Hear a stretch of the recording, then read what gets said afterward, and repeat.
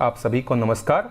आज हम लोग इस वीडियो में देखने वाले हैं जो अभी रिसेंटली जो है 21 जुलाई को सेट 2024 का जो एग्ज़ाम हुआ है, अलग अलग सब्जेक्ट्स के लिए एग्ज़ाम हुआ है, उसमें से हम लोग जो स्पेशली जो पॉलिटी है और जो हिस्ट्री है जो कि काफ़ी ज़्यादा इम्पॉर्टेंट है आने वाले एग्ज़ाम्स के लिए भी, तो पॉलिटी और हिस्ट्री ये दोनों के जो सब्जेक्ट्स के जो मोस्ट इम्पॉर्टेंट क्वेश्चन है जो हो सकता है कि आने वाले एग्जाम में आपको व्यापम में किसी न किसी एक एग्जाम में आपको देखने को जरूर मिल जाएगा, तो उसके क्वेश्चन जो है हम लोग करने वाले हैं। वैसे तो पॉलिटी और हिस्ट्री के 100 क्वेश्चन थे, लेकिन जो उसमें बहुत सारे क्वेश्चन ऐसे थे जो एग्जाम में आने के चांसेस बहुत ही कम हैं, जो कि प्योर पॉलिटी जो एमए किए होते हैं, हिस्ट्री किए होते हैं, उससे संबंधित था। तो वो सबको मैंने छोड़ दिया है और मैंने कोशिश किया है कि जो बहुत इंपॉर्टेंट जो क्वेश्चन है जो कि एग्जाम में दिखा जा सकता है व्यापम के, उन सब क्वेश्चंस को मैंने सेलेक्ट करके लेकर आया है। ठीक है, तो पहले पार्ट में हम लोग पॉलिटी के क्वेश्चंस को देखेंगे डिटेल में, फिर उसके बाद सेकेंड पार्ट में जो हम लोग हिस्ट्री के क्वेश्चंस को जो है क्या करेंगे उसके बारे में जो है हम लोग पढ़ेंगे। ठीक है, तो अगर आप चैनल पर नए हैं तो पहले आप से एक रिक्वेस्ट है कि आप चैनल को सब्सक्राइब कर लीजिए। इस तरीके के प्रीवियस ईयर के क्वेश्चंस हो गए और भी इंपॉर्टेंट जो क्वेश्चन होगा जो आपको एग्जाम में हेल्प कर सकते हैं, वो सारे हम लोग यहां पर जो है डिस्कस जो है करेंगे। सो देखते हैं पहला क्वेश्चन यहां पे, निम्न में से क्या वर्तमान मोदी सरकार की विदेश नीति का स्तंभ नहीं है। ठीक है, मतलब देखो मोदी सरकार ने अभी जो है क्या किया है, उनके सेकेंड और थर्ड टर्म में जो है कुछ पॉलिसीज जो है लॉन्च की हैं ताकि फॉरेन पॉलिसी को हम लोग क्या कर सकें, स्ट्रॉन्ग कर सकें। तो इसमें क्या शामिल नहीं है, तो बहुत छोटा सा क्वेश्चन था। देखो, सभी देशों की संपूर्ण प्रभुता का सम्मान करना, मतलब respect for every nation sovereignty. उसके बाद लोगों से अगर कोई डिस्प्यूट हो जाता है तो उसको हम लोग क्या कर सकें, डायलॉग के थ्रू जो है बात कर सकें, सभी देशों की सुरक्षा कर सकें, आतंकवादियों से या टेररिज्म से लड़ सकें, प्रतियोगिता, ये बात जो है यहाँ पर नहीं है कि कंपटीशन वाला कोई बात जो है इनके मैनिफेस्टो में या बोल सकते हैं कि इनके पॉलिसी में जो है नहीं है। तो इसका करेक्ट आंसर क्या हो जाएगा, प्रतियोगिता जो है इसका करेक्ट आंसर जो है हो जाएगा। प्रतियोगिता वाला बात जो है इनके पॉलिसी में अभी तक नहीं है। ठीक है, सेकेंड क्वेश्चन देखते हैं हम लोग यहां पर, गुट निरपेक्ष देशों का पहला शिखर सम्मेलन किस वर्ष हुआ था। तो आप सबको मालूम होगा कि 1961 में बेलग्रेड में जो है ये जो है शामिल हुआ था नॉन अलाइनमेंट मूवमेंट, जिसमें जवाहरलाल नेहरू जो थे वो एक वन ऑफ द हमारे 5 में से फाउंडिंग मेंबर्स थे। ठीक है, चलो आगे बढ़ते हैं हम लोग अगले क्वेश्चन पे। सार्क की स्थापना, मतलब निम्नांकित पर विचार करिए। सार्क की स्थापना 7 से 8 दिसंबर 1985 को ढाका में हुआ, तो बिल्कुल सही है। 8 दिसंबर जो है 8 दिसंबर और 1985 को जो है सार्क का जो है क्या हुआ है, बैठक जो है या सार्क का जो है एस्टैब्लिश किया गया है। ठीक है, अब ये कहां पे हुआ था, ये ढाका में हुआ था, मतलब बांग्लादेश में। इसका प्रथम शिखर सम्मेलन भारतीय प्रधानमंत्री की अध्यक्षता में हुआ था। पहला स्टेटमेंट तो सही है, दूसरा गलत है। भारत के प्रधानमंत्री इसमें गए जरूर थे, लेकिन इसकी अध्यक्षता जो थी उस समय के जो ढाका का जो राष्ट्रपति थे उन्होंने किया था। तो इसका पहला स्टेटमेंट ही सही है, दूसरा क्या है आपका गलत है। आगे बढ़ते हैं अगले क्वेश्चन पे। देखो, एक्ट ईस्ट पॉलिसी के संस्थापक कौन है। अब देखो, दो चीजें आपको बहुत कंफ्यूजिंग कर सकती हैं। एक तो है आपने पढ़ा होगा लुक ईस्ट पॉलिसी। ठीक है, लुक ईस्ट पॉलिसी मतलब ईस्ट की तरफ देखो की नीति। ठीक है, और दूसरा जो यहां पर दिया हुआ है वो है एक्ट ईस्ट पॉलिसी, मतलब ईस्ट के लिए जो है क्या करना है, हमें पॉलिसी बनानी है। ठीक है, तो ये दोनों जो है बहुत ही इंपॉर्टेंट फॉरेन पॉलिसीज है हमारे इंडिया के लिए। तो यहां पर पूछा है कि एक्ट ईस्ट पॉलिसी को किसने लागू किया था या किसके कार्यकाल में जो है इंट्रोड्यूस हुआ था। तो ये नरेंद्र मोदी के कार्यकाल में जो है इंट्रोड्यूस हुआ था 2014 में। ठीक है, 2014 में इन्होंने एक्ट ईस्ट पॉलिसी जो है लॉन्च किया था। और जो लुक ईस्ट पॉलिसी है, मतलब ईस्ट की तरफ देखो, ये 1991 में जो पीवी नरसिम्हा राव उस समय के जो प्राइम मिनिस्टर थे उनके द्वारा जो है ये लॉन्च किया गया था। तो बहुत ही इंपॉर्टेंट क्वेश्चन ये आपके सामने प्रेजेंट है। आगे बढ़ते हैं हम लोग 57 वाले क्वेश्चन पे। देखो, मोतियों की माला स्ट्रिंग ऑफ पल्स शब्दावली का प्रयोग करने वाला कौन था। तो यूएसए के एक आदमी थे, एक थिंक टैंकर थे जिसका नाम है बूज एलन हैमिल्टन। इन्होंने इस शब्द का प्रयोग किया था। अब इस शब्द का प्रयोग करने के पीछे क्या था कि हमारा ये जो भारत देश है इस तरीके से नीचे वाला हमारा सदर्न वाला हिस्सा है, यहाँ पर क्या है अरेबियन सी है, यहाँ पर बे ऑफ बंगाल है और यहाँ पर क्या है इंडियन ओशन है। तो उस समय जो है, ये बहुत पहले की बात है, 90s की बात है, चाइना जो है क्या कर रहा था, इस इंडियन ओशन के आसपास जो है अपना प्रेजेंस को जो है बहुत ज्यादा बढ़ा रहा था। तो वो इस तरीके से बढ़ा रहा था कि पूरा Indian Ocean, Arabian Sea, bay of Bengal को क्या कर सके, कंट्रोल कर सके और इंडिया पर निगरानी रख सके। तो इसीलिए जो इन्होंने मोतियों की माला, मतलब इस तरीके से स्ट्रिंग ऑफ पर्ल्स का जो है निर्माण कर रहे हैं इंडियन ओशन में, इसीलिए जो है इन्होंने इनका नाम जो है दिया था। चलो आगे बढ़ते हैं। इसमें देखो अगला 58वां क्वेश्चन, बांडुंग सम्मेलन ये जो हुआ था 1955 में, उसके विषय में जो है क्या सही है। तो पहला है, यह बड़े पैमाने पर आयोजित एशियाई अफ्रीकाई देशों का प्रथम सम्मेलन था। बिल्कुल सही बात है। 1955 में बांडुंग सम्मेलन जो हुआ था उसमें एशिया और अफ्रीका के बहुत सारे देश जो इसमें क्या किए थे, पार्टिसिपेट किए थे। दूसरा स्टेटमेंट भी सही है कि इसमें जो है 29 देश क्या किए थे, इस सम्मेलन में जो है भाग लिए थे।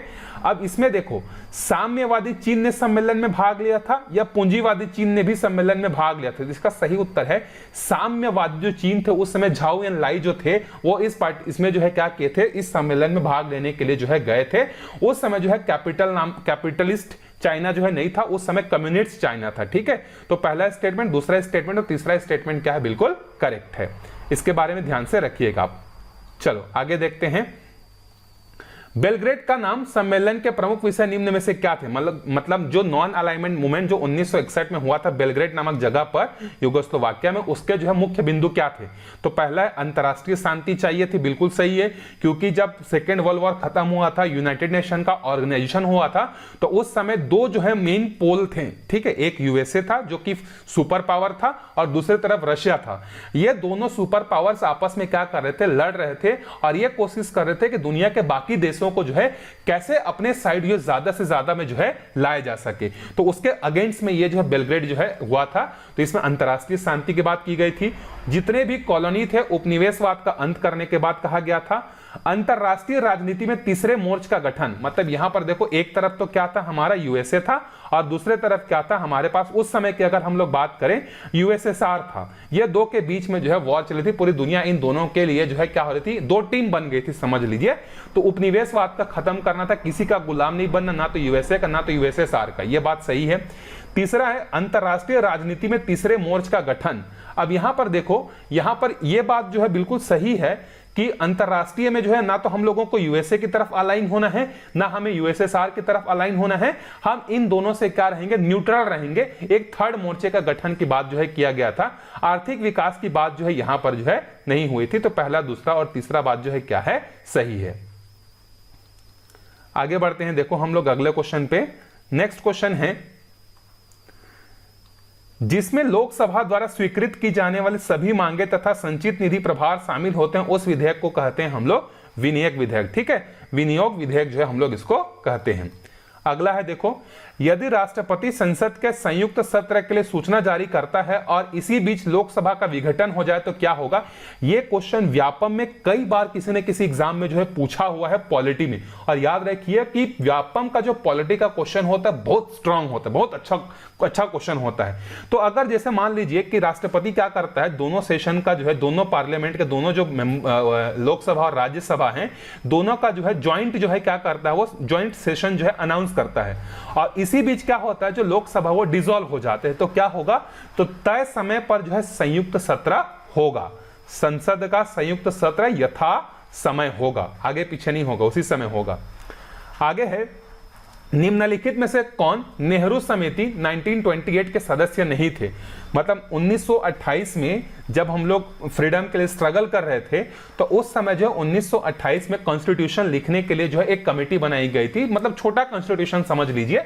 तो उसमें जो है नेहरू, उसको कहा जाता है नेहरू कैबिनेट कहा जाता है। तो इसके सदस्य कौन नहीं थे ये पूछा है ना। तो सर अली इमाम ये बिल्कुल थे। मोतीलाल नेहरू तो इवन इसके प्रेसिडेंट थे। सुभाष चंद्र बोस थे। इसके अलावा तेज बहादुर सप्रू भी थे इसमें। ठीक है, लेकिन जवाहरलाल नेहरू जो है ये उसमें शामिल नहीं थे। तो इसका सही आंसर क्या हो जाएगा, जवाहरलाल नेहरू नेहरू कमेटी में नहीं थे। तो आप नेहरू कमेटी देखकर जवाहरलाल नेहरू है करके टिक मत कर देना ना। ठीक है, ये 1928 की बात है। अगला है 64वां क्वेश्चन। देखो, सर्वोच्च न्यायालय के न्यायाधीशों, नियंत्रक महालेखा परीक्षक और मुख्य निर्वाचन आयुक्त के मध्य किन विषयों में समानता है। मतलब आपको पूछा जा रहा है कि सुप्रीम कोर्ट के जज और जो कैग हैं वो, और जो है कैग, ठीक है, और जो इलेक्शन कमीशन ऑफ इंडिया है, ठीक है, चीफ इलेक्शन कमीशन मतलब ECI, ठीक है, CEI, इसमें क्या समानता है? तो देखो इनका जो नियुक्ति है और इनका जो पदच्युत प्रक्रिया है, ये दोनों आपस में कैसे हैं? समान है। इनकी नियुक्ति किसके द्वारा की जाती है? तीनों की जो नियुक्ति है वो राष्ट्रपति द्वारा जो है की जाती है। भले सिफारिशें ली जाती हैं, लेकिन अंतिम नियुक्ति किसके द्वारा माना जाता है? राष्ट्रपति के द्वारा। इनको हटाने की जो प्रक्रिया है वो बिल्कुल सेम है कि आपको लोकसभा प्लस राज्यसभा से क्या करना पड़ेगा? आपको 2/3 बहुमत से इसको पास कराना पड़ेगा, तब राष्ट्रपति साइन करेगा, तभी इनको इनके पद से क्या किया जा सकता है? हटाया जा सकता है, ठीक है। अब यहां पर देखो कार्यकाल तो तीनों का अलग अलग हो सकता है, लेकिन ये दो चीजें आपस में क्या है? सेम है, दूसरा और चौथा। आगे है, देखो सांसदों की अयोग्यता संबंधी विवाद पर कौन निर्णय देता है? मतलब मान लीजिए कि कोई सांसद चुनकर आ गया, बाद में पता चल रहा है कि वो क्या है? इसके लिए अयोग्य है, तो इसकी जो जानकारी है, इसका जो जांच करता है वो कौन करता है? राष्ट्रपति अंतिम निर्णय लेता है, लेकिन उससे पहले वो निर्वाचन आयोग से क्या करता है? परामर्श लेता है। और अगर दल बदल की बात की जाए तो दल बदल जो होता है वो लोकसभा में है तो स्पीकर के हाथ में रहेगा, और अगर राज्यसभा में है तो उसके यहाँ के जो पीठासीन होते हैं उसके हाथों में जो है रहता है, ठीक है। ये भी बहुत अच्छा क्वेश्चन है। आगे बढ़ते हैं, देखो निम्नलिखित में से कौन अपने पद की शपथ लेते हैं? तो राष्ट्रपति बिल्कुल लेते हैं, और इनको शपथ कौन दिलाता है? जो सुप्रीम कोर्ट का जो चीफ जस्टिस ऑफ इंडिया होता है वो, और उनके अनुपस्थिति में जो सीनियर मोस्ट जो जज होंगे वो दिलाते हैं। और उपराष्ट्रपति भी क्या करते हैं? शपथ लेते हैं। इनको जो शपथ दिलाने का काम करता है वो कौन करता है? प्रेसिडेंट करता है। स्पीकर मतलब जो लोकसभा में रहते हैं, लोकसभा का जो स्पीकर होता है अपने पद की शपथ नहीं लेता है, और न ही राज्यसभा का जो सभापति होता है वो अपने पद का शपथ लेता है। राज्यसभा का सभापति वैसे कौन होता है? वाइस प्रेसिडेंट होता है ना। तो आप कमेंट करके बताइए कि वर्तमान में हमारे राज्यसभा के जो सभापति हैं वो कौन है? तो इसका करेक्ट आंसर हो जाएगा कौन सा? आपका फर्स्ट और सेकंड जो है इसका करेक्ट आंसर। अगले क्वेश्चन पे, भारतीय न्यायपालिका के संदर्भ में निम्नलिखित घटनाओं को कालक्रम में यहां पर आपको क्या करना है? सजाना है। मतलब कौन सा पहले हुआ था, कौन सा बाद में हुआ था, कौन वो हुआ था, इसको आपको क्या करना है? समझाना है।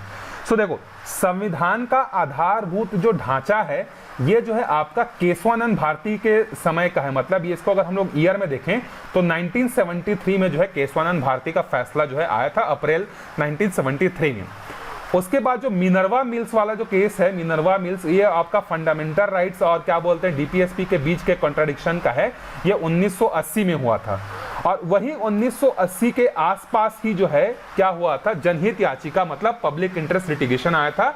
और कॉलेजियम सिस्टम जो आया था, ये कॉलेजियम सिस्टम आपका 1993 में आया था। तो सबसे लास्ट में कॉलेजियम सिस्टम आया था, तो सबसे लास्ट में सेकंड आएगा तो कौन सा है? देखो यहाँ पर ये है। तो पहले आएगा आपका संविधान का आधारभूत ढांचा, फिर मिनर्वा मिल्स आएगा, फिर उसके बाद PIL आएगा, और लास्ट में कॉलेजियम सिस्टम जो है आएगा, मतलब C। ये इसका करेक्ट आंसर जो है हो जाएगा। आगे बढ़ते हैं हम लोग अगले क्वेश्चन पे। देखो राष्ट्रपति पर महाभियोग संविधान के किस अनुच्छेद के तहत चलाया जा सकता है? तो आर्टिकल 61 के तहत जो है राष्ट्रपति पर महाभियोग जो है लगाया जा सकता है। आर्टिकल 75 क्या है? तो आर्टिकल 75 हमें यह बोलता है कि जो है क्या होगा, राष्ट्रपति जो है क्या करेगा? प्रधानमंत्री एवं उसके मंत्रिमंडल की जो है नियुक्ति जो है करेगा। आर्टिकल 76 किससे संबंधित है? आप कमेंट करके बताइए। ये मेरे ख्याल से अटॉर्नी जनरल से जो है क्या है? संबंधित है। अटॉर्नी जनरल के नियुक्ति से जो है वो संबंधित है। एक बार आप कमेंट करके बताइए वो सही है कि गलत है। आगे है 70वां क्वेश्चन, देखो यहां पर दिया है, भारत के संविधान के किस अनुच्छेद में कार्योत्तर कानूनों से संरक्षण का प्रावधान किया गया है? मतलब कार्योत्तर मतलब जैसे मान लीजिए कि जैसे अभी आप किसी को क्या करते हैं, फोन पे जो धोखाधड़ी करते हैं। मतलब मान लीजिए आप ऑनलाइन फ्रॉड का केस करते हैं, ठीक है, ऑनलाइन फ्रॉड का पैसा का लेन देन करते हैं, और ये जो इसके जो नियम कानून है मान लीजिए 2020 में बना है, और आपने क्या किया 1992 में किसी से जो है, मतलब ऑनलाइन उतना ज्यादा नहीं था, लेकिन आप मान लेते हैं 2010 में मान लेते हैं, ठीक है, 2010 में आपने क्या किया? ऑनलाइन फ्रॉड का काम किया, और उसके लिए ऑनलाइन फ्रॉड से रिलेटेड जो सजा का प्रावधान है 2020 में किया गया। तो आपको 2020 में जो नियम आया है उसके आधार पर 2010 में जो आपने काम किया है उसके आधार पर आपको सजा नहीं होगी। मतलब मैं आपको एक और एग्जांपल अभी लेटेस्ट बता रहा हूं। अभी जैसे जो है मीटू कैंपेन चला था, ठीक है, तो मीटू कैंपेन में लोग क्या कर रहे थे कि मेरे ऊपर इसने ये काम किया करके जो लोग क्या कर रहे थे, केस दायर कर रहे थे। तो मान लेते हैं कि ये जो मीटू कैंपेन है, मतलब छेड़छाड़ वाला जो नियम कानून है, ये मान लेते हैं कि 2015 में आया और 2015 में ये कहा गया कि अगर कोई व्यक्ति किसी महिला के साथ छेड़छाड़ करता है तो उसको 5 साल का जो है क्या दिया जाएगा, जेल की सजा दी जाएगी। और ऐसा एक केस खुल के आता है, नाना पाटेकर वाला एक केस आया था अगर आपको याद होगा तो उनसे ये कहा गया था कि 1993 या 94 के आसपास जो है अगर कोई व्यक्ति छेड़खानी का जो है क्या करता है, काम किया है, तो वो केस अगर आज खुल रहा है 2020 में या 2025 में, ठीक है, तो 2025 में जो नियम और कानून है उसके आधार पर 1993 में जो कांड किया गया है, जो कर्म किया गया है, उसकी सजा जो है उसको नहीं दी जा सकती। ये है आपका आर्टिकल 21 में जो है ये बात जो है कही गई है। ठीक है, आगे बढ़ते हैं, अगले क्वेश्चन की तरफ हम लोग चलते हैं। हाँ, वस्तु एवं सेवा कर परिषद की 2 बैठकों में कितना अंतराल निर्धारित है? मतलब जो जीएसटी काउंसिल है, जीएसटी काउंसिल की जो है यहां पर बात की जा रही कि बैठक जो है मिनिमम कितने डेज में होना चाहिए, तो हर क्वार्टर में जो है होना चाहिए, मतलब हर 3 महीने में जो है ये होना चाहिए। ठीक है, आगे बढ़ते हैं अगले क्वेश्चन पे। ये लेटेस्ट क्वेश्चन है, किस मंत्रालय का नाम बदलकर शिक्षा मंत्रालय कर दिया गया है? तो जो MHRD है, मानव संसाधन विकास मंत्रालय, मतलब ministry of human resource development, MHRD, इसका नाम बदलकर जो है एजुकेशन मिनिस्ट्री जो है रख दिया गया है। आगे बढ़ते हैं हम लोग। पहले खंभा छूने, मतलब ये इंग्लिश में करोगे तो समझ में आएगा। फर्स्ट पास्ट द पोस्ट की निर्वाचन प्रणाली किससे विनिर्दिष्ट करती है, मतलब किससे संबंधित है? तो देखो, फर्स्ट पास द पोस्ट का मतलब क्या होता है कि अगर कोई इलेक्शन हो रहा है, उस इलेक्शन में कितने भी लोग पार्टिसिपेट है, जैसे मान लेते हैं कि लोकसभा का एक सीट के लिए जो है क्या हो रहा है, इलेक्शन हो रहा है, उस सीट का नाम है, मान लेते हैं ए सीट के लिए इलेक्शन हो रहा है, और इसके लिए जो है क्या है, 10 कैंडिडेट जो है चुनाव लड़ रहे हैं। तो हमारे यहाँ सिस्टम क्या है कि इन 10 में से सबसे ज्यादा वोट जिसको मिल जाएगा वो उस क्षेत्र के लिए क्या हो जाएगा, MP सेलेक्ट हो जाएगा। मतलब भले ही इस पार्लियामेंट से भले ही यहां पर उसको 1 लाख वोट मिले, 10 लाख वोट मिले, 15 लाख मिले, कितना भी वोट मिले, बस बाकी 9 लोगों से ज्यादा वोट अगर उसको मिल गया तो वो क्या हो जाएगा, वो जो है उस एरिया का जो है क्या कहलाएगा, विनर कहलाएगा। इसको बोलते हैं फर्स्ट पास दी पोस्ट, मतलब आप पहला आ जाओ, कितना भी समय लो, कोई मतलब नहीं है। तो इसका मतलब क्या है, ये जो संबंधित है एकल मत पत्र बहुल सदस्य बहुवचन मत प्रणाली से, इससे जो है क्या है, संबंधित है। आगे देखते हैं हम लोग, भारत में दल विरोधी कानून लागू होता है, देखो ये लागू होता है आपका संसद पर और राज्य के विधान परिषदों पर, तो बी इसका करेक्ट आंसर होगा। स्थानीय नगर निगमों, स्थानीय ग्रामीण निकायों पर जो है इस तरीके का दल बदल कानून से संबंधित कोई प्रावधान जो है नहीं है। आगे बढ़ते हैं हम लोग अगले क्वेश्चन पे। राज्य के एक नीति निर्देशक तत्व के रूप में समान नागरिक संहिता की जो बात की गई है वो आर्टिकल 44 में है। अभी देखो बहुत ज्यादा ये रिसेंटली न्यूज में था, जब 2024 का इलेक्शन हुआ उससे पहले जो है जो बीजेपी गवर्नमेंट थी वो फुल मेजोरिटी में थी, तो उसको फुल कॉन्फिडेंस था कि वो क्या करेंगे, जो है ये समान नागरिक संहिता जो है क्या करेंगे, लेकर आएंगे, यूनिफॉर्म सिविल कोड UCC। और इवन इसमें आपको रिलेटेड एक और बता देता हूं कि उत्तराखंड जो है वो पहला राज्य बनने जा रहा है जो अपने स्टेट लेवल पर जो है यूनिफॉर्म सिविल कोड लागू करने वाला है। लेकिन पूरे देश में अगर बीजेपी को फुल मेजोरिटी मिलता तो इस टेन्योर में नरेंद्र मोदी जी डेफिनेटली जो है इसको जो है लेकर आते, लेकिन अभी इनकी कोalition की गवर्नमेंट है, तो देखते हैं कि क्या ये बिल पास होता है कि या नहीं हो पाता है। ठीक है, आगे बढ़ते हैं हम लोग अगले क्वेश्चन पे। निम्नलिखित में से किस अनुच्छेद के अंतर्गत राष्ट्रपति को क्षमादान करने की शक्ति प्राप्त है? तो आर्टिकल 72 में क्या है, क्षमादान करने की शक्ति प्राप्त है। आर्टिकल 74 क्या बोलता है, आर्टिकल 74 यह बोलता है कि राष्ट्रपति को सलाह देने के लिए जो है क्या होगा, मंत्रिमंडल का एक समूह होगा और उस समूह का जो प्रमुख होगा वो क्या होगा, प्रधानमंत्री होगा। यह आर्टिकल 74 जो है बताता है। आर्टिकल 78 ये बताता है कि जो प्राइम मिनिस्टर जो होंगे वो क्या करेंगे, जो इंडिया के जो प्रेसिडेंट है उनको क्या करेंगे कि लोकसभा राज्यसभा में क्या चल रहा है उसकी जानकारी जो है क्या करेंगे, वो प्रोवाइड जो है करेंगे। आर्टिकल 80 किससे संबंधित आप कमेंट करके बताइए, ये भी एक बहुत इंपॉर्टेंट आर्टिकल है। आगे बढ़ते हैं, देखो लोक हितवाद मुकदमे की संकल्पना का उद्गम देश, मतलब PIL PIL जो है स्टार्ट कहां से हुआ था? तो यूनाइटेड स्टेट ऑफ अमेरिका से जो स्टार्ट हुआ था, और हमारे इंडिया में जो है इसको स्टार्ट करने का जो श्रेय जाता है वो PN भगवती को जो है जाता है, PN भगवती को, जो कि 1980s के आसपास जो है PIL को, मतलब 1970s में तो स्टार्ट हो गया था, 1970 में जो है ये आपका लागू हो गया था, लेकिन पूरे भारत देश में जो PIL लागू हुआ था वो कब हुआ था? 1980s के आसपास जो है ये स्टार्ट जो है हुआ था। आगे बढ़ते हैं अगले क्वेश्चन पे। देखो,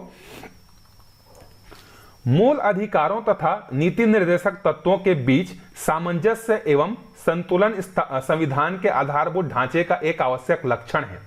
सर्वोच्च न्यायालय ने किस वाद के अंतर्गत यह संप्रेषित किया गया था? मतलब ये स्टेटमेंट जो है कौन से केस में जो है दिया गया था? तो यह है मिनर्वा मिल्स और भारत संघ बनाम के बीच में जो है ये दिया गया था। आप पॉलिटी के क्वेश्चन जब भी पढ़ेंगे ना, तो इस तरीके के जो फेमस केस हैं, जैसे यहाँ पर गोलकनाथ केस है, उसके बाद केशवानंद भारती हैं, ये जो केसेस हैं बहुत ही इंपॉर्टेंट है, जो कि संविधान का दिशा और दशा दोनों का निर्धारित किए थे उस समय, तो ये बहुत इंपॉर्टेंट है। तो इसका कंक्लूजन क्या था, ये कब कब हुआ था, इसके बारे में आप कम से कम थोड़ा सा जो है अपने पॉलिटी के पढ़ते समय इसको जरूर ध्यान में रखिएगा। ठीक है, आगे बढ़ते हैं हम लोग। निम्न में से लोकायुक्त की संस्था को भारत में स्थापित करने वाला प्रथम राज्य कौन सा था? तो प्रथम राज्य जो लोकायुक्त लाया था वो कौन सा है? आपका महाराष्ट्र जो है इसका आंसर जो है हो जाएगा। अच्छा, शायद यहां से, अच्छा ये हिस्ट्री का एक क्वेश्चन बीच में आया था, इससे पहले हम लोग इसको देख लेते हैं। ठीक है, पॉलिटी के क्वेश्चन देखेंगे इस वीडियो में, फिर अगले वीडियो से जो है हम लोग क्या करेंगे, हिस्ट्री के क्वेश्चन जो है हम लोग देखेंगे। पंचवर्षीय योजनाओं के संदर्भ में योजना अवकाश का काल किसे कहा जाता है? तो 66 से लेकर 69, जिसके बीच में ग्रीन रेवोल्यूशन, हरित क्रांति हुआ था, ये 3 साल को हम लोग क्या बोलते हैं? योजना अवकाश के नाम से जो है हम लोग इसको जानते हैं। आगे बढ़ते हैं हम लोग। मनरेगा के तहत निर्मित जॉब कार्ड का पंजीयन कितने वर्षों के लिए वैध रहता है? तो मनरेगा में अगर आप अपने जॉब के लिए क्या करते हैं, रजिस्ट्रेशन करवाते हैं, तो वो 5 साल के लिए जो है क्या होता है, वैलिड जो है होता है। इस 5 साल से पहले जॉब कार्ड का कैंसिलेशन आप नहीं करवा सकते, या आपका नाम नहीं कट सकता। आपका नाम तभी कट सकता है जब आप जिस ग्राम पंचायत में जो रजिस्ट्रेशन करवाए थे, आपका पूरा परिवार उस ग्राम पंचायत को छोड़कर कहीं और चला गया है, तब ये कैंसिल हो सकता है। या आप जो है क्या करेंगे, फ्रॉड तरीके से जो है कार्ड बनवाए होंगे, तब ये हो सकता है। ठीक है, आगे बढ़ते हैं हम लोग। निम्न में से कौन अमेरिकी राष्ट्रपति की हत्या लूट प्रथा के कारण हुई थी? आप कमेंट करके बताइए। बहुत अच्छा क्वेश्चन, थोड़ा सा गूगल करेंगे तो आपका आंसर जो है इसका मिल जाएगा। थोड़ा सा कष्ट आप लोग भी उठाइए। ठीक है, चलते हैं। अच्छा, अगला जो यहाँ पे देखो पीडीएफ जो आपको दिख रहा है, ये आपका हिस्ट्री से रिलेटेड है। तो हिस्ट्री में भी बहुत अच्छे अच्छे क्वेश्चन जो दिए हुए थे, आप बस याद रखिए। अगर आप व्यापम के प्रीवियस 2-3 साल के क्वेश्चंस को प्रिपेयर कर लेते हैं, तो आपको डेफिनेटली 15 से 20 क्वेश्चन का आपको एज जो है मिल जाएगा हॉस्टल वार्डन में। बिल्कुल भी आप इसको स्किप मत करिए। अभी रिसेंटली जो भी एग्जाम हो रहे हैं व्यापम के, जहां पर कंप्यूटर जीएस वगैरह आ रहा है, आप उसको बिल्कुल अच्छे से नोट करके रखिए और उसको पढ़ते रहिए। तो मिलते हैं अगले वीडियो में, जहां पर हम लोग हिस्ट्री के क्वेश्चंस को जो है डिस्कस जो है करेंगे। कैसा लगा आप कमेंट करके बताइए। अपने दोस्तों तक वीडियो को जरूर पहुंचाइएगा। तब तक के लिए बाय बाय।